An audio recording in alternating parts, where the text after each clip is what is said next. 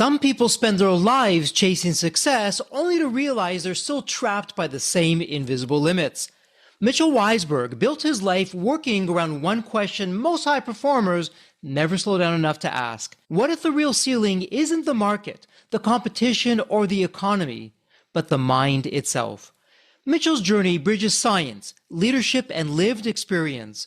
After navigating his own inner battles with self-doubt and identity, he immersed himself in neuroscience, subconscious programming, and emotional regulation to understand why intelligent, driven people so often sabotage their own success. What emerged was not a theory, but a practical framework for rewiring how leaders think, decide, and perform under pressure. Today, Mitchell is known for helping entrepreneurs, executives, and high achievers break free from patterns they've outgrown. His work challenges the idea that willpower alone creates transformation, and instead, replacing it with a deeper understanding of how the brain actually changes.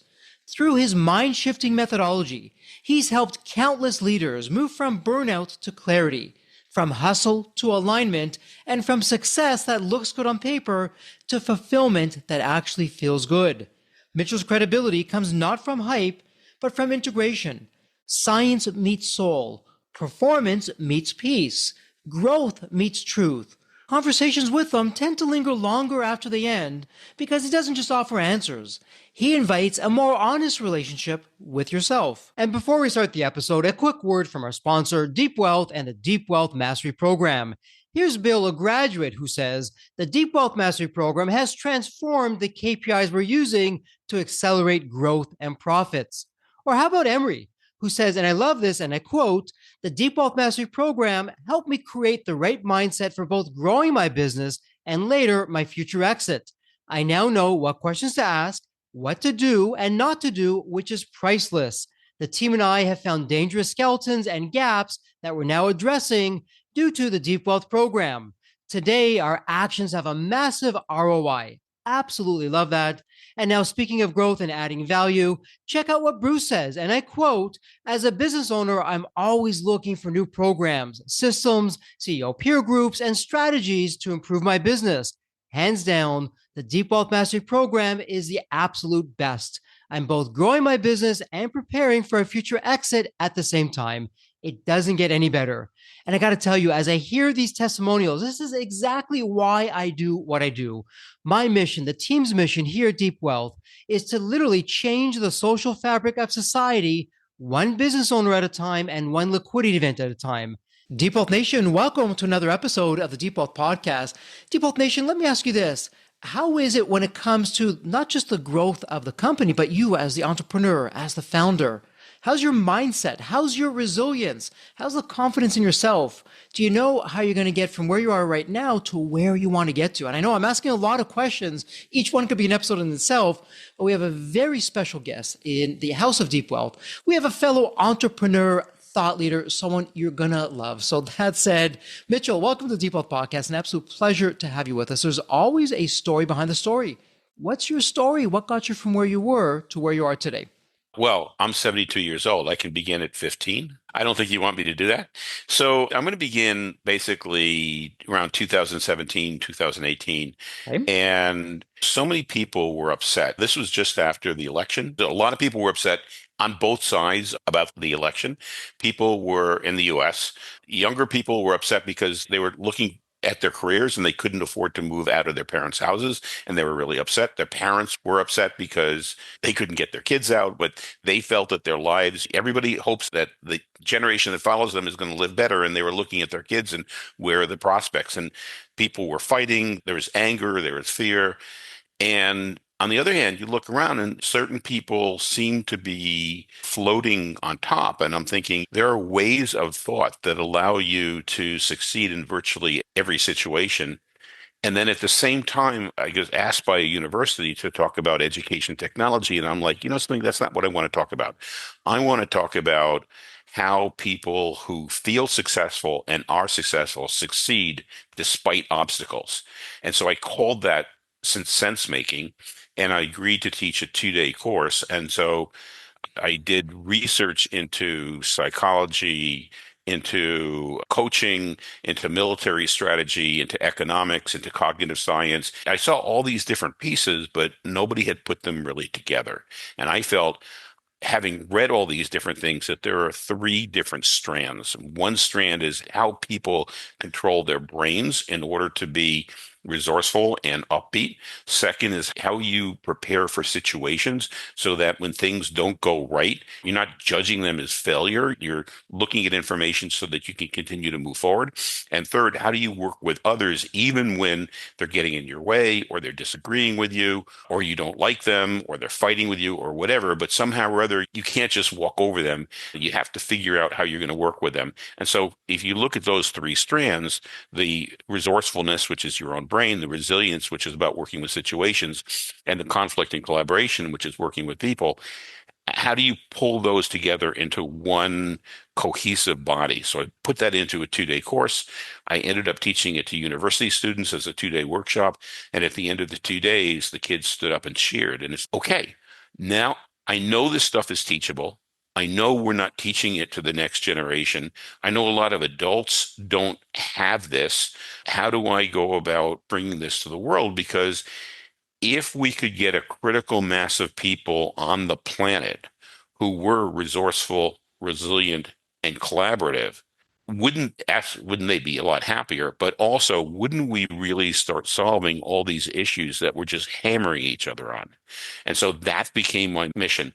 And really, what I'm looking to do, and I know that I can't do this myself, and it may not even happen in my lifetime, but how do we get, let's say, 5 million people on the planet who know how to get resourceful even when they get down on themselves, who know how to be resilient even when things aren't going right, and who know how to collaborate even when people get in their way. And that's what I'm trying to do. And by the way, Deep Nation, go to the show notes. We'll have everything in the show notes as a point and click. By the way, pick up the book, Mind Shifting. You're going to love it. And what's going on in there with the strategies. What's interesting about this, Mitchell, is I love what you've done because you've taken three areas: resourcefulness, resilience, and collaboration. And Deep Nation, I want you to picture each of these as a circle. So resourcefulness is one circle, resilience is another circle, collaboration is another circle. And now, Deep Nation, imagine you're having those three circles all intersect with one another. And there's one very special point where all three circles have overlapped with one another. And this is the home or the heart of your system. And so for someone who's just learning about this, what would you want them to know about mind shifting that they probably don't, in terms of how it perhaps could help them in ways they thought wouldn't even be possible? I think the crux of it is learning how to tap into the resourceful parts of your brain and taking a step back from that. It's to understand that, and this is an oversimplification, but the human brain could be roughly divided into two thinking parts. There's a part that developed earliest in the animals that first learned how to move millions and millions of years ago. And that's what we would call the survival brain or the limbic brain. And the whole purpose of that brain is to keep the organism alive so that it can reproduce. And that means recognize danger, take action against that danger really quickly. And that part of the brain, which we would call, say, the limbic part of the brain, it activates in hundreds of a second. And from a human point of view, actually, most decisions are reached by that part of the brain. Then there's a part of the brain that really evolved in mammals, hominids, people. Generally, we look at the prefrontal cortex, right behind your forehead, as that area of the brain. And that's the part of the brain that can think critically, think creatively. That's where executive function is. That's where collaboration is, empathy. But that part of the brain wakes up 2 to 3 seconds after a stimulus. And so when you understand that most of your reactions are occurring in hundreds of a second, and if you're not conscious that these are survival reactions, that becomes your default way of acting. So we tend to fight, flight, freeze. Those are survival reactions, but also doing things that we already know how to do, our habits or what we're fluent in that we don't have to think about. And then also mimicking what the people around us are doing. So if we're a member, let's say, of a political party, and the people around us are thinking like, we absolutely have to do this. These people are the enemies and we have to fight them. We are mimicking those people. That is a limbic reaction. That is not a resourceful way of thinking. If we realize that's a limbic reaction, we can calm that part of the brain down. Once that part of the brain is calmed down, we can then open ourselves up to other capabilities. So I would say the crux of mind shifting is whether it's just controlling our own brain, controlling how we react to situations, controlling how we're reacting or responding to other people. It's first understanding our own brains that, hey, 95% of what we do, we're just reacting and we're justifying those reactions, but we can add a bit of self-awareness. We can recognize when we're in limbic mode, when we're fighting, fleeing, freezing, reacting from habit, or just mimicking other people. We can flush the fear hormones from our brain so that we can access our prefrontal cortex. And then we can be critically thinking, we can be creative, we can empathize with people, we can align what we're doing to our long-term goals, but only once we're in that resourceful part of the brain. And what's interesting about this, Mitchell, is in the 90-day Deep Health Mastery program, we actually go into the science of what you're talking about. Obviously, not to the depth that you're going into. Deep Health Nation, this is real. You don't even realize that you're doing it. So, Deep Health Nation, next time you're in a conversation, become mindful. If you're enjoying the conversation, you're really into it, you're in the flow, as some people say, I want you to take a look at yourself. Chances are, if the person across from you, if they're in a certain body position, maybe their hands are on their hips or their hands are folded over, they're just relaxed sitting back, you're probably doing the same thing. Or if they're hunched over on the table and their hands are together, you're probably doing the same thing as well. We tend to mirror each other. We don't even realize this. And I know in Sales 101, being a sales professional myself, that's one of the things that the sales masters will often teach. Hey, whoever you're sitting across, mirror them. If they're talking slowly like this, you're talking slowly like that. If they're talking fast like this, you're talking fast like that. And you're mirroring what they're doing, not in a manipulative way, but in a way to have some commonality, have the other person feel comfortable so that we can take the conversation to the next level. And so, Mitchell, I'm wondering, when you looked at what you're doing with the whole mind shifting, and then you took it to yourself as that data point of one in the beginning, what did you see that perhaps for years it was quietly limiting your growth, whatever belief that was, that the mind shifting helped you break free of that and say, hey, you know what? That never really applied. I didn't realize that I was applying it to myself, and wow, look what I can do now. I'll say that there were so many lessons in my life that each of them contributed to an area of mind shifting. And I'll just go back to one time where I had a partner who I had not chosen, but anyhow, it was him and me basically running the company, along with my dad, actually.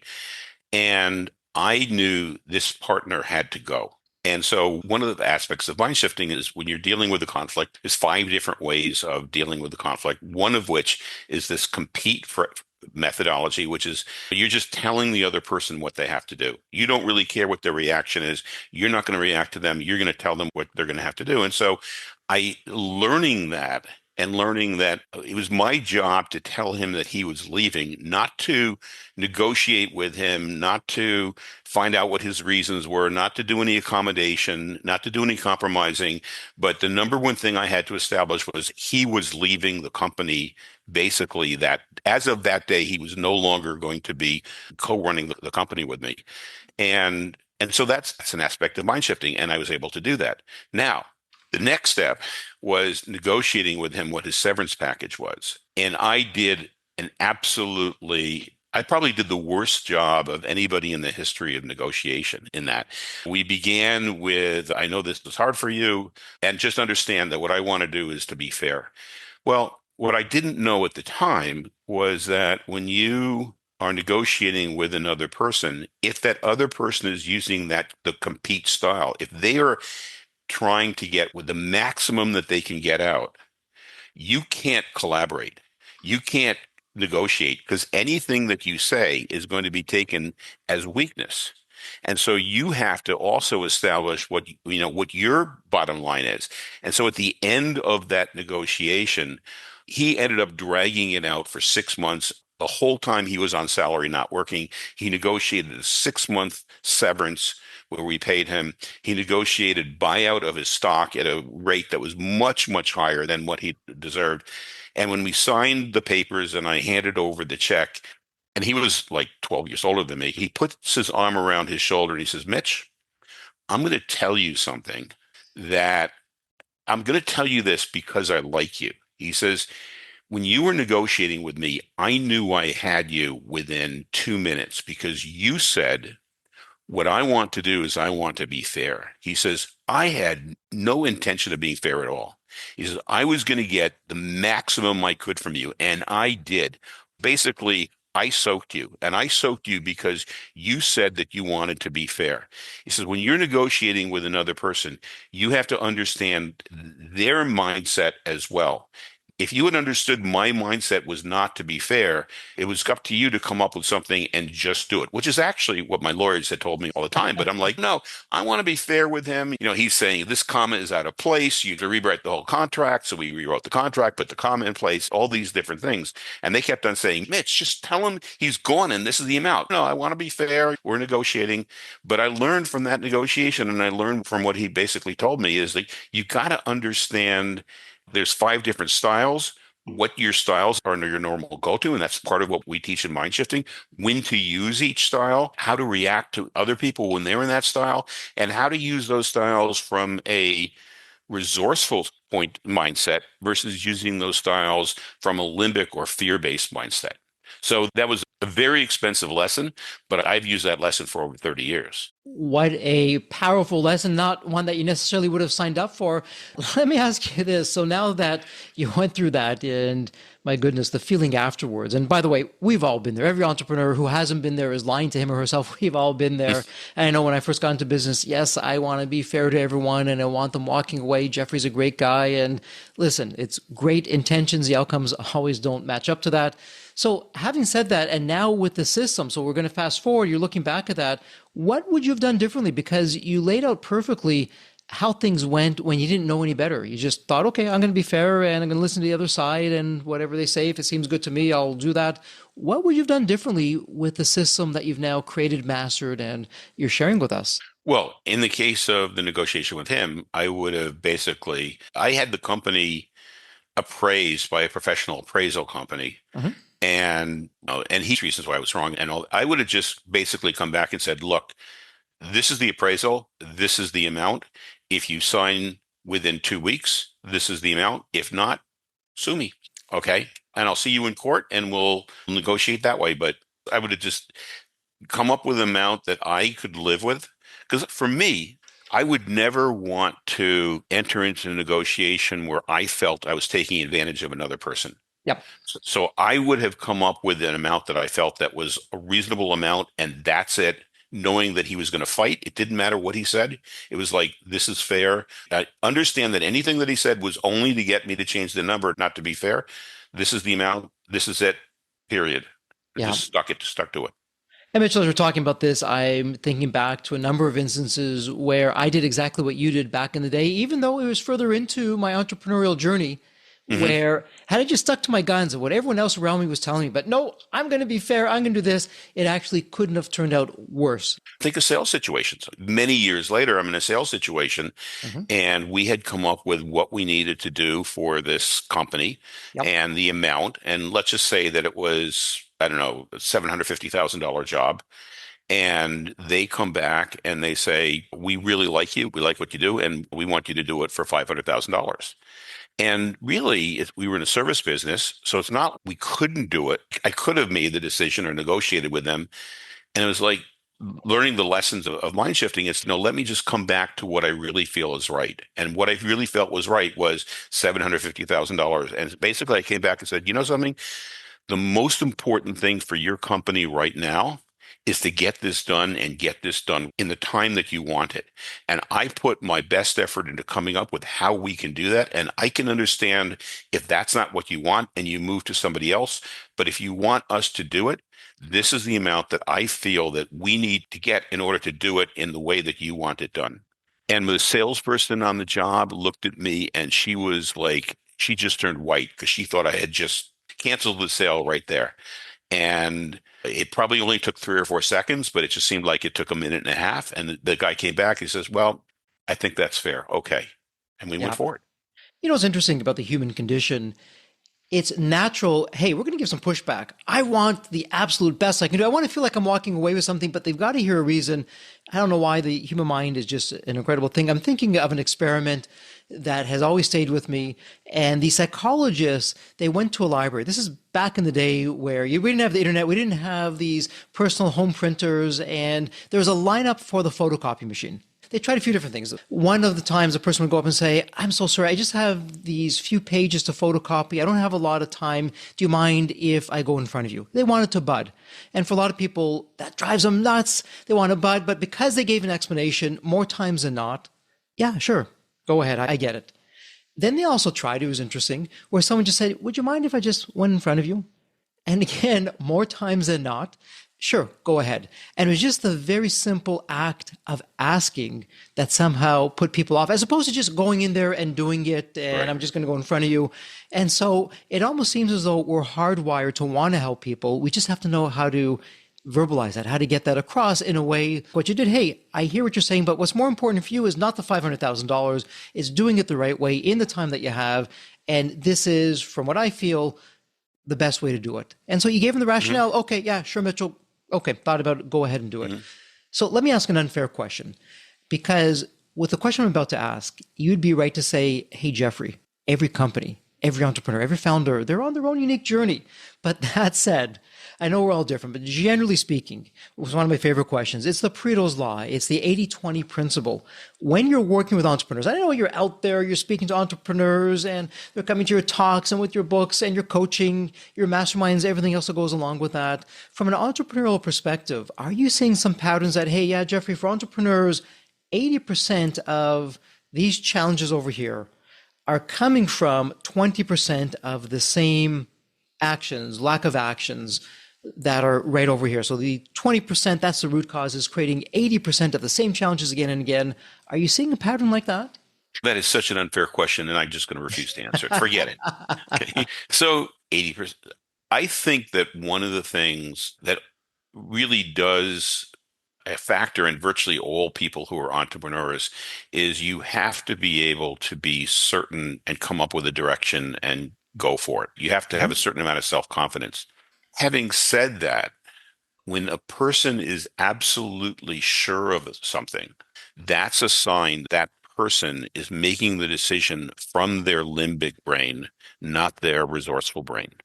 The limbic brain is binary. There's a right way, there's a wrong way, and that's it.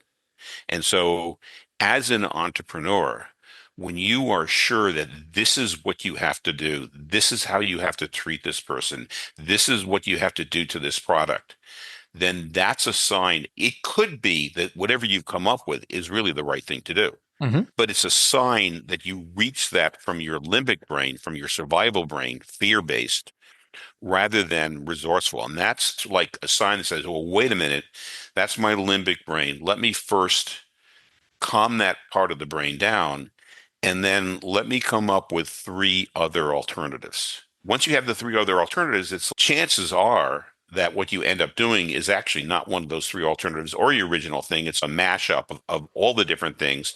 But data shows that when decisions are reached from three or more alternatives, they're substantially better than they are from one or even two alternatives. But they also show that 70% of all decisions are the first thing that pops into the decision maker's mind.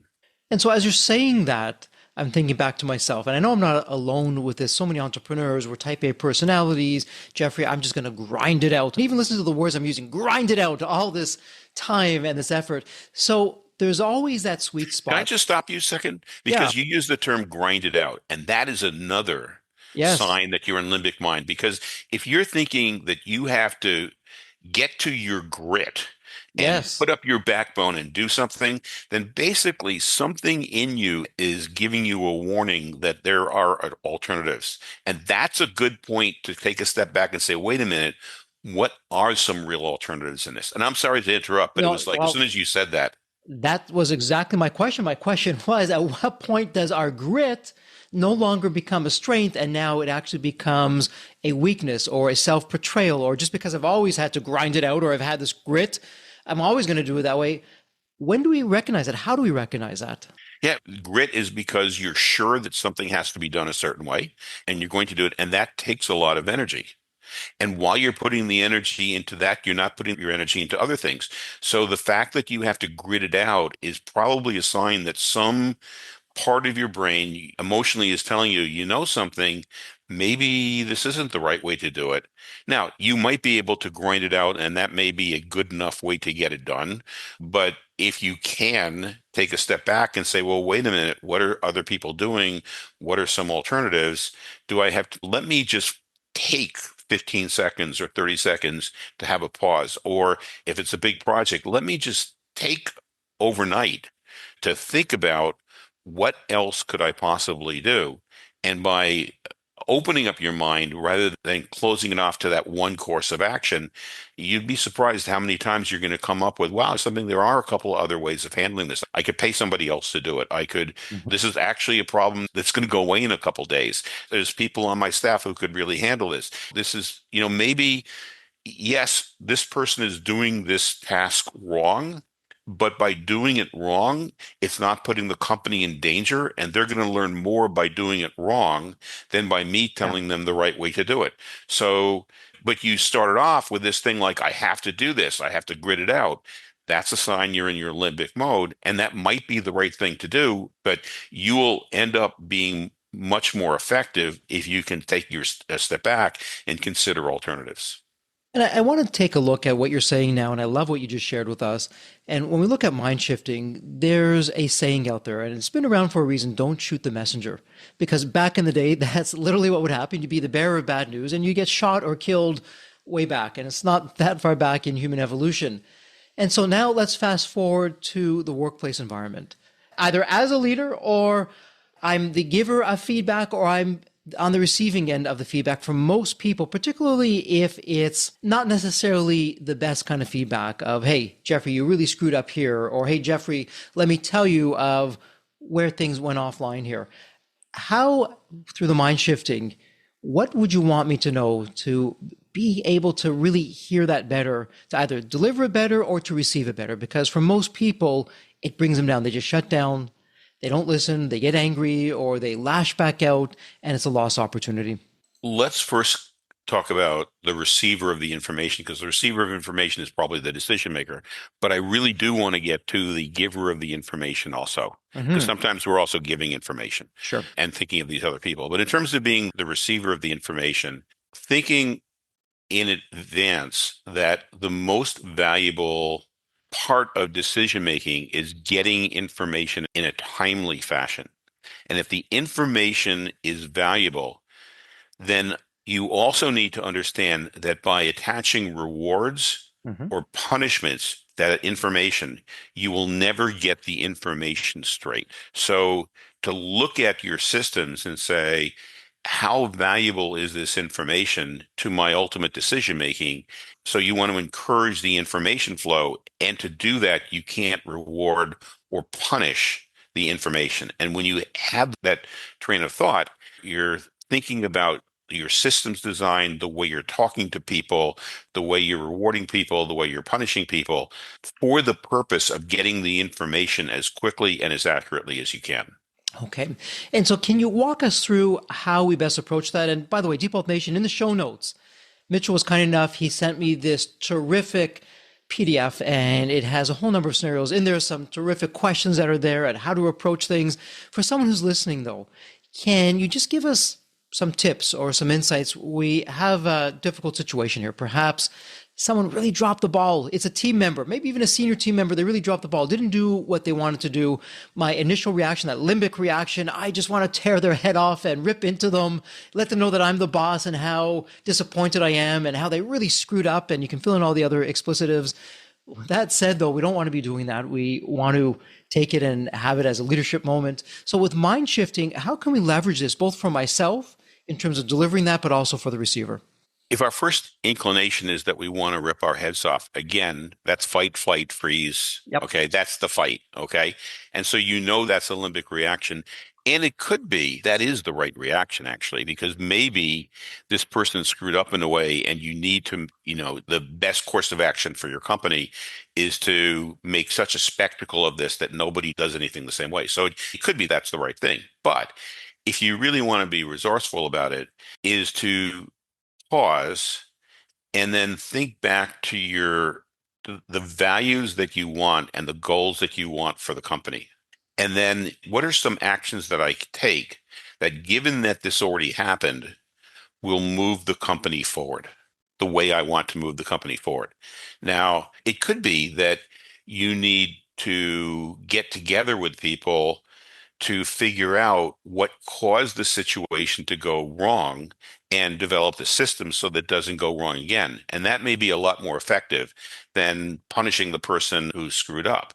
But you can't do that if your reaction is to punish the person, because what you're telling everybody else is, if you screw up this way, you're better off hiding it or getting another job as quickly as possible, but don't tell the boss because you're going to get screwed. Okay. So if you come back and say, well, okay, this is something that happened. We lost our second biggest account, and I really want to take the salesperson and get rid of them. Is getting rid of the salesperson the best thing for the company? Or are there other things that we could do that will be better for the company? And then I might come to the conclusion, well, probably this salesperson has been a really good salesperson for a long time. Maybe there's lessons from this that other people can learn. Well, so if you want to use that for lessons, then you want to approach the other person and the group of salespeople with an inquisitive mind. And so one of the things that's taught in the conflict and collaboration book, in the conflict and collaboration course, is it's MI, motivational interviewing, which is a way of asking people questions to uncover the person's own understanding of what happened and what should happen, so that the solutions are coming from the other people. And so developing the ability to use those motivational interviewing questions with that person or with other salespeople to figure out, how do we stop this from happening again? And possibly even, how can we go back to this account and approach the account and show them what we've learned and get another chance with that account? Because Yeah. as entrepreneurs, I think every one of us has found that sometimes our strongest connections with customers happen after we've screwed up and we've shown them how we've made everything right, how we've acted with integrity. Absolutely. And as I was going through the materials at Mitchell, as I was preparing for today, when I read about your methodology and I saw how you're approaching it, it reminded me a lot of what some people call the Socratic method, where we are asking questions, becoming curious. And it actually put me on memory lane, because I went back in my own entrepreneurial journey with, on the surface, what could have been the absolute most terrible moments that could be in the entrepreneurial journey. And to your point, I remember this one time for my e-learning company, Embanet. We had just begun to work with this brand new school, and one of the faculty members said some fairly nasty things about not only the company, but myself as well. And it would have been very easy to just say something back, or, okay, I'm going to show this person. I actually called the person up and said, hey, it's Jeffrey.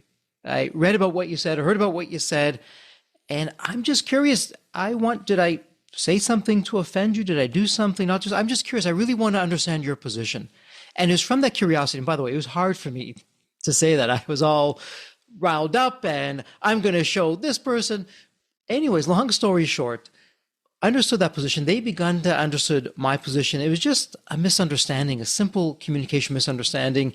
This person turned around and became our biggest raving fan, from our biggest hater to our biggest raving fan. So much of what you did is embedded in mind shifting, because you couldn't have had that conversation if you hadn't done some internal work to get curious instead of angry. So by first becoming curious, you could then ask the questions. The next part about it is that we all have these mirror neurons as people. And so the mirror neurons are what compels us to copy other people, to act like other people, to learn from other people. And by you showing curiosity and asking questions and being vulnerable, the other person's mirror neurons, maybe not initially, but eventually are working on them to be curious and open and vulnerable.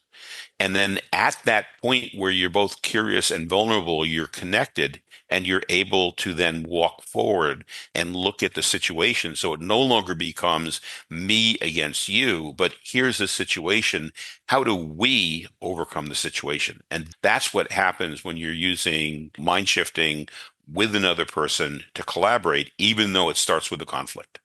And that's the one interesting thing, Mitchell. As I was thinking about mind shifting, I was preparing for today, again, going down memory lane for myself. I thought about all the guests on the podcast. Incredible guests, very successful, leaders in their own right in all kinds of different industries, none of them really alike. I got to know them through conversations like this, offline, online. And the more I thought about it, the really successful people, the incredible guests that had these illustrious careers and they're out there, they're really making a difference. And a lot of it is what you're talking about with mind shifting. They were curious. Hey, why is it like this? Or this didn't happen. Let me find out. Let me become curious. They didn't assume. We all know what they say about assume, but it was that curiosity, which means checking the ego at the door, developing a tough skin because you're probably going to hear some things that you're not going to like, really being humble and getting out there and listening and speaking. One of my very early mentors, Jeffrey, we've all been given 2 ears, one mouth for a reason. Talk less, listen more. And the mind shifting is just amazing in terms of when we can master this, it does set us up for so much success. It's always been there. We just haven't had the key to unlock that. I would love your thoughts about that. I think that curiosity, when you know that you're curious, then you're in your sage, your resourceful parts of the brain. When you know you're sure, when you're angry, when you're upset, when you're fearful, those are all parts of your limbic survival system. And again, things are binary. There's a right way and there's a wrong way. And really, three things that we can do as individuals to Mm-hmm. pull ourselves from that. The first step has to be self-awareness. Mm-hmm. If we're not aware that we're in limbic mode, then we can't get out of it. So when we're angry, to be able to have the thing, you know something, I'm angry right now, the metacognition, meta thought, to be able to think about the way you're thinking. So that's the first thing. And very often that's enough. It's, oh my gosh, I was angry. I don't have to be angry and you can change. So very often that's not enough. Uh-huh. And so another thing that we can do is to distract ourselves long enough for our stress hormones Mm-hmm. to dissipate from our brain. If everything's going to take 60 to 90 seconds for those stress hormones to flush out of our brain, maybe we can be mindfulness. We can pay attention to our breath. If we don't have the luxury of just being able to breathe, maybe we can just focus on the color of the other person's eyes. Maybe we can just focus on the way that they're speaking. If we can take a break, maybe we can go for a walk. Maybe we can listen to music. Maybe we can work out. But something to distract the brain, that limbic part of the brain calms down and the stress hormones leave. And so we can access our prefrontal cortex. And then the third is positive self-talk. Positive self-talk isn't the self-talk, come on, you can just work harder. Okay, that's operating at the limbic level. I wonder what else I could do. Or this person said this and they're probably wrong, but what if they're 10% right? Okay, what if there's some kernel of what they said that I can learn something from? And so, though, you know, that positive self-talk that opens us up. And this is the first book, which is Mind Shifting, Stop Your Brain from Sabotaging Your Happiness and Success. That book has 50 different techniques on how to get yourself out of that limbic brain, but it boils down to three basic ones. It's the self-awareness, it's being able to change your focus or distract your brain, and it's being able to ask yourself the questions that open yourself up. And then there's a fourth thing, because sometimes us as individuals can't do it for ourselves. And sometimes we need somebody else who's knowledgeable about asking the questions. And so if you read the book or as part of a group, you could always turn to another person, a part of the group, and say, I'm having this issue. And they could say, well, let me just turn to page 65 of the book and let me walk you through this technique. And that'll be enough, just hearing it from another person. And I do that because I get sometimes in these snits and I can't get myself out. And I have some friends I can call. I have my kids are adults, so I can call my son, I can call my daughter. The one person I can't talk about this is my wife because she's going to get me back down into limbic. That's true with all of us, right? With our spouses are our best friends, but sometimes we just need somebody else. So my kids, my friends who know the techniques, if you have a therapist, if you have a coach, those people, sometimes you just need another person to walk you out of it also. And so as you're describing that, and again, I know every individual founder, entrepreneur, business owner is different. They're going to be reacting differently. But as you think about mind shifting, is there one part of it that's the most challenging for people that you find, generally speaking, not specifically over here and there, but generally speaking, sure, 70%, maybe 90% of people, once they can overcome this, whatever this is, the door opens and the results just flood on in a very positive way? I think that the one thing for people to overcome is when they start hearing, let's say, me talk about it or other people talk about mind shifting, they immediately think, oh my gosh, does this person need it? And what Wow. they don't think is, oh my gosh, I could really use this. And so that I think is the number one thing is they're thinking about all the people who could really use this. They're not looking in the mirror because we are all human beings. Nobody, when I reread the books, I learn something each time I reread the books. Oh my gosh, yeah, I forgot about this. That's true. So it's like throughout life, we need to be constantly improving our ability to be able to be more resourceful, to be able to overcome obstacles, to be able to work with other people. And we need to do the work. My books or my newsletter or my courses are three ways to do it. There's other people who also coach in, they call it different things, but taking that journey and not thinking, wow, something, if my wife only knew this, boy, would my life be a lot easier? No, if you knew it, your life would be a lot easier. Exactly. It goes back to that old saying, be the change in other people that you want to see. And as the leader of the company, as the founder, you've got to walk the talk. You've got to go through it first, start doing it yourself. And hey, it shows you're vulnerable. Guys, I'm trying this new system. I'm probably not going to be perfect. I'm just giving you the heads up. I'm going to try it for myself. If I like it, I'll talk to you about it. But only first, once I go through it, I'll tell you Yeah. all about it, of how it works for me. This is going back at least 15 years, but I have a niece. I have a number of nieces, but this niece was 18 years old. She had barely graduated high school. She dropped out of college before taking the first course. She moved in with a guy who was about 12 years older than her. She became pregnant. She had the baby. She couldn't hold a job. The guy left. And so I decided something, I can't just do nothing. So I do some research into different things that she could possibly do. I call her in, arrange a meeting for her.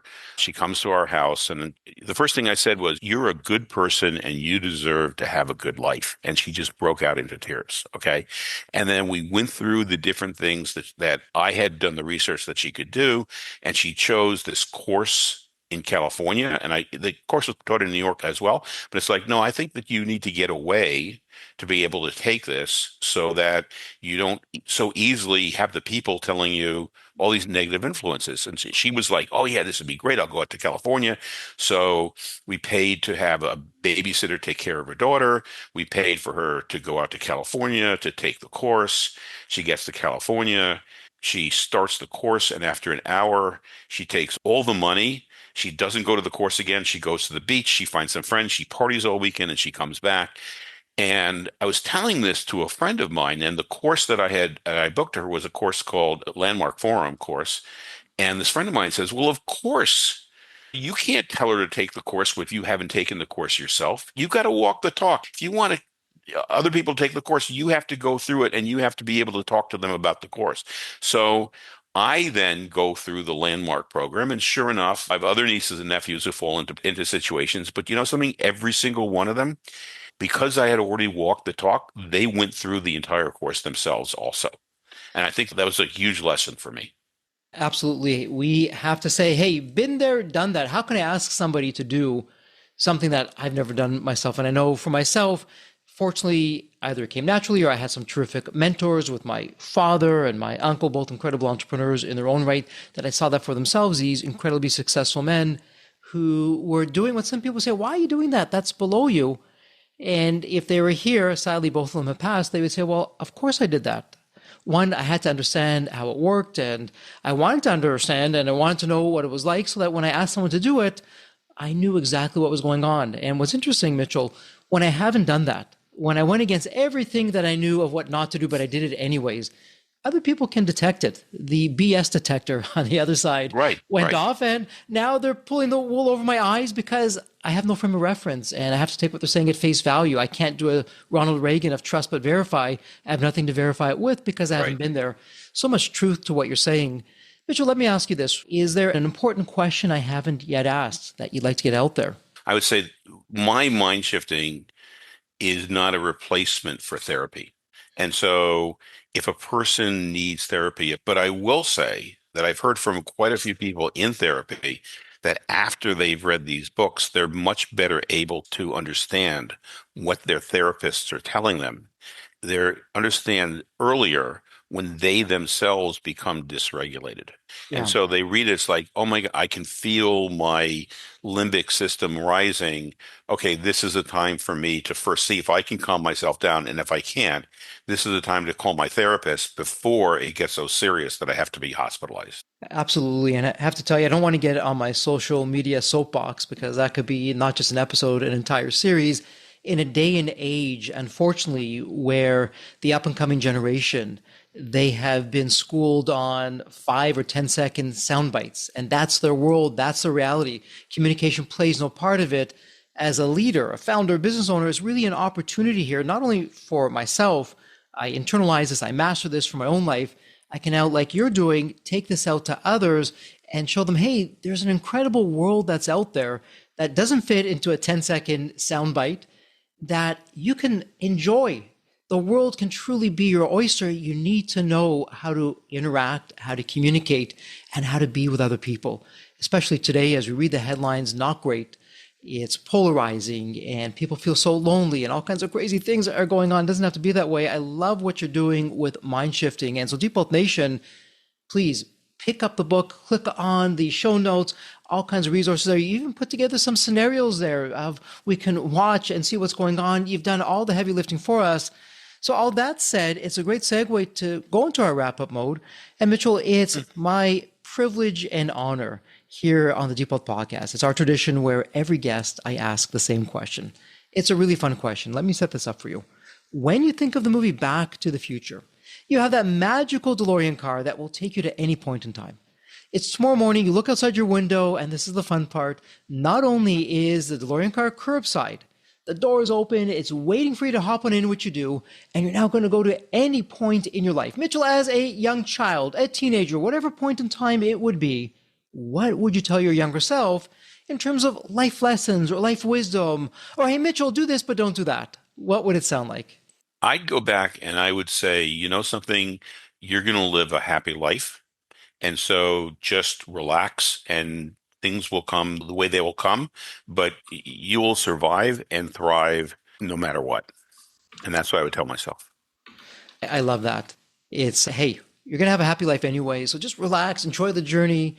You'll survive. Not only are you going to survive, you're going to thrive. Yep. Enjoy the journey, relax. I absolutely love that. It is wisdom for the ages, and Deep Wealth Nation, take that with you before you go into your next meeting, Deep Wealth Nation, or your next activity. Think about that. Hey, let me enjoy the journey. I'm going to not only survive, I'm going to thrive no matter what is going on. And that said, Mitchell, someone in Deep Wealth Nation, they want to speak with you. They have a question. Maybe they want some coaching or some mentoring. Have you come in, speak to their company. Where would be the best place online to reach you? There's two places. I have a free newsletter. We send it out once a week, and that's mindshiftingwithmitch.blog. And so if you go there, you can take a look at the newsletter and you can sign up. And then there's also mindshiftingwithmitch.com. And there's a link to the newsletter from there, and there's a link to the website from the newsletter. But mindshiftingwithmitch.com has a way for people to get in touch with me. It has summaries of the books and the different chapters in the books, summaries of the different courses. And so you can really get in-depth understanding of what mind shifting is about if you go to the mindshiftingwithmitch.com or sign up for the newsletter mindshiftingwithmitch.blog.